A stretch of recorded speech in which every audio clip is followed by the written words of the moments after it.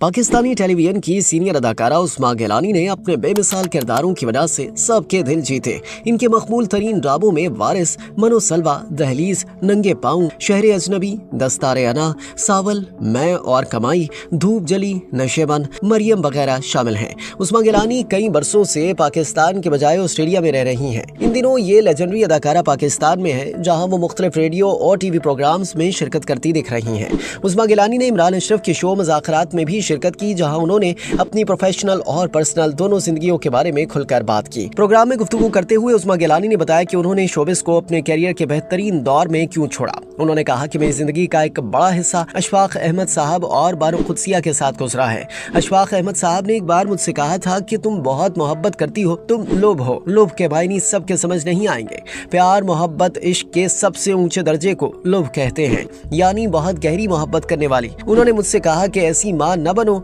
जो बच्चों से इतनी मोहब्बत करती है कि उन्हें छोड़ ना सके। उस्मा गिलानी ने बताया कि वो अपने बच्चों की मोहब्बत में हर हद पार कर सकती थी और इसी वजह से उन्होंने फैसला किया कि वो ऑस्ट्रेलिया जाकर बच्चों के साथ रहें। उस्मा गिलानी के मुताबिक ये मेरी सबसे बड़ी कुर्बानी थी कि मैंने मीडिया छोड़ दिया, और वो भी उस वक्त जब कैरियर पीक पर था। मैंने सोचा अगर मेरे पास सिर्फ 10 साल हो और वो 3 हफ्ते मिलने आए तो मैं अपने बच्चों के साथ सिर्फ चंद दिन गुजार पाऊंगी, जबकि मैं उनके साथ ज्यादा वक्त गुजारना चाहती थी, इसलिए शोबिस छोड़कर उनके पास चली गई। उस्मा गिलानी ने अपने बचपन के मुश्किल वक्त का जिक्र भी किया। उन्होंने बताया कि वालिद के इंतकाल के बाद घर की जिम्मेदारी उनके चचा पर आ गई थी, हत्ता कि उन्हें 6 बच्चों की परवरिश के लिए फौज छोड़कर दूसरी मुलाजमत करनी पड़ी। उस्मा गिलानी के मुताबिक 1947 के बाद दादा को भावलपुर में हवेली मिली थी। इस हवेली में दरवाजे से लेकर बावर्ची खाने तक संगमरमर लगा हुआ था, बीच में बारादरी बनी हुई थी और चारों तरफ कटहरे थे। मैं इसको देखती थी तो खुद को मलका तस्वुर करती थी कि बादशाह के बराबर में बैठी हूँ। मैंने कभी खुद को बांधी या गुलाम सोचा ही नहीं। हवेली तो बड़ी थी, लेकिन